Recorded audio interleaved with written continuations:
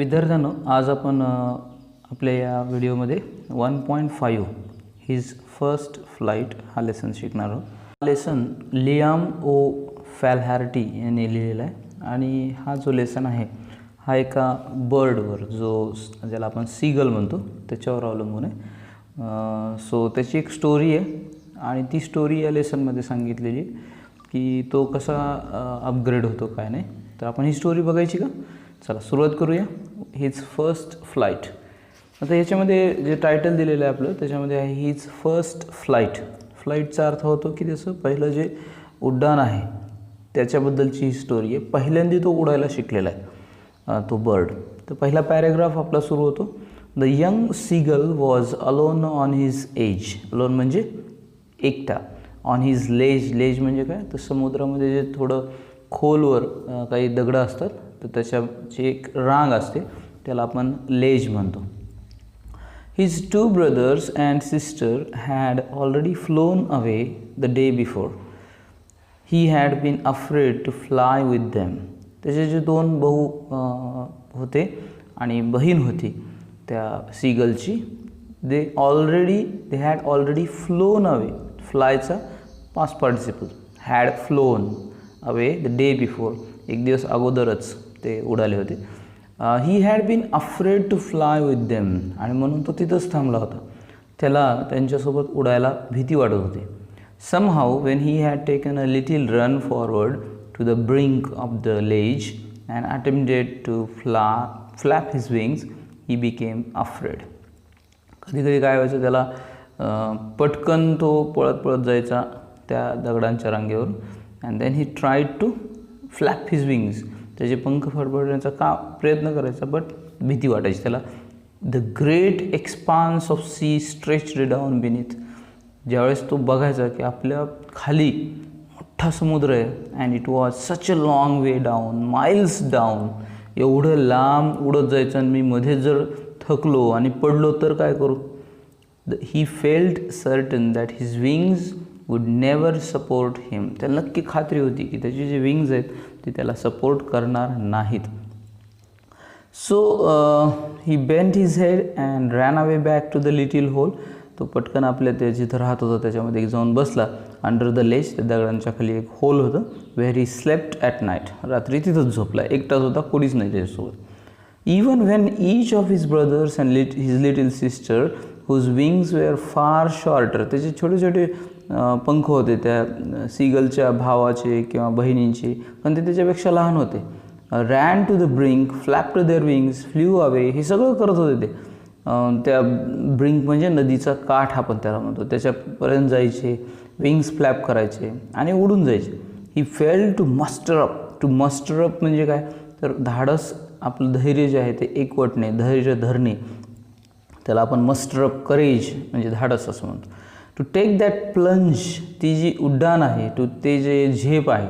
To take that plunge which appear to him so desperate. His father and mother had come around calling to him shrilly, upbraiding him, threatening to let him starve on his ledge unless he flew away. त्याचे आईवडील यायचे तिथं आणि ते त्याला म्हणजे कर्कशपणे ओरडायचे, त्याला रागवायचे. अपब्रेडिंग म्हणजे फटकारणे. त्याच्यानंतर त्याला सांगायचे की तुला इथंच स्टार्व करावं लागेल, म्हणजे you have to live without any food. तुला काही खायला मिळणार नाही, याच दगडांवर राहा. तरी पण तो उडायचा नाही. But for the life of him he could not move. त्याला वाटायचं की माझा जीवच राहिला नाही तर मी उडून काय करू. सो हा पहिला पॅरेग्राफ होता. याचे आपण आता त्यानंतर दुसरा पॅरेग्राफ बघू. दुसऱ्या पॅरेग्राफमध्ये आपण सुरुवात करतोय. That was 24 hours ago. Since then nobody had come near him. The day before all day long he had watched his parents flying about with his brothers and sister, perfecting them in the art of flight, teaching them how to skim the waves and how to dive for fish. याच्यामध्ये काय सांगितलं बघा, 24 तास झाले तो अर्ध्या रात्री झोपला होता. Nobody had come near him. कोणीच आलं नाही त्याच्याजवळ. And then all day long त्यानं काय बघितलं तर त्याचे पॅरेंट्स त्याच्या बहिणीला, भावाला परफेक्ट बनवत होते. कशामध्ये? In the art of flight. पहिली गोष्ट उडायचं कसं. Number 2, teaching them how to skim the waves कशा स्कीम करायच्या, म्हणजे पाण्यातून कसं उडायचं आणि मासा पकडायचा. And how to dive for fish, आणि मासा पकडण्यासाठी कशी उडी मारायची. So he had in fact seen his older brother catch his first herring हा एक मासा आहे, आणि हा मासा पकडताना त्यानं त्याच्या भावाला बघितलं होतं. अँड डिव्होर इट, टू डिव्होर म्हणजे खाणे, आणि मासा कसा खायचा त्यानं तेही बघितलं होतं. म्हणजे तो सगळं बघत होता, परंतु त्याला भीती स्वतःची वाटत होती. Standing on a rock well his parents circled around raising a proud cackle. त्याचे पॅरेंट्स त्याच्या भोवती उभारले आणि ते मोठ्याने त्याच्यावर हसायला लागले. टू कॅकल म्हणजे मोठ्यानं हसणे. And all the morning the whole family had walked about on the big plateau midway down the opposite cliff, taunting him for his cowardice. आणि पूर्ण सकाळपर्यंत म्हणजे 12 वाजेपर्यंत आपण म्हणू होल फॅमिली जी होती walked about on the big plateau, तो जो दगड होता मोठा दगड त्या ठिकाणी येऊन थांबले. अँड त्याला त्या उंच कडा आपण त्याला म्हणतो the opposite of cliff, taunting him, त्याला टॉन्टिंग चालू केली. कशासाठी? फॉर हिज कॉवर्डाइज, त्याच्या भीतीसाठी. आपली स्टोरी हळूहळू पुढं जाते. सकाळ झाली आहे, 12 वाजलेत.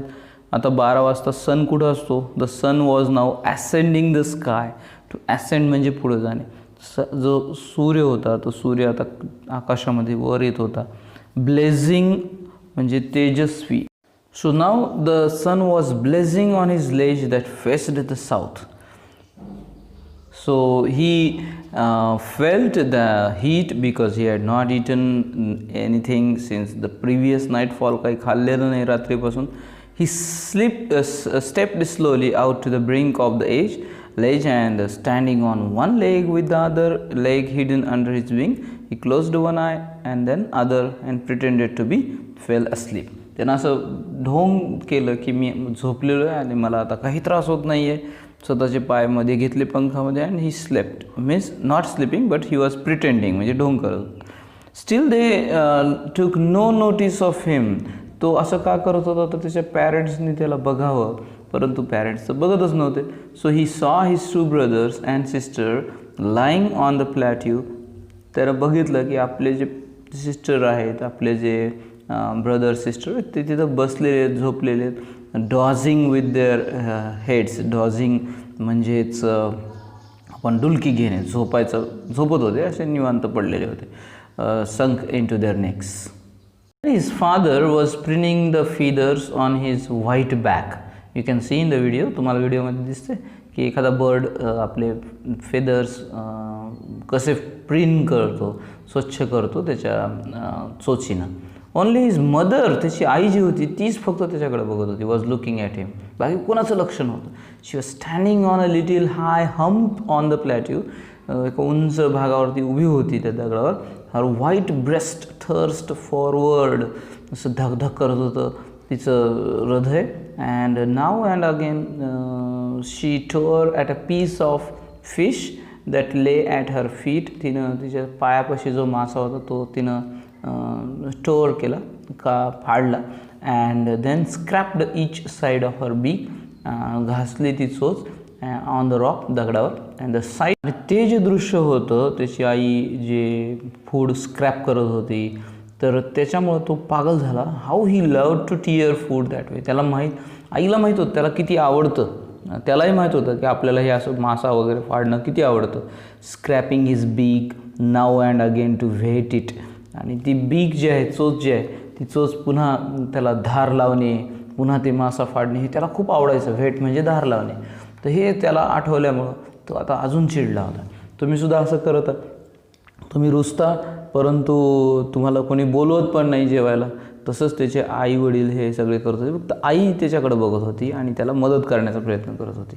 तो हा आपला दुसरा पॅरेग्राफ आहे. ह्या दोन्ही पॅरेग्राफ तुम्हाला नीट समजले असतील तर या व्हिडिओला लाईक करा, सबस्क्राईब करा या चॅनलला आणि शेअर करा. थँक्यू.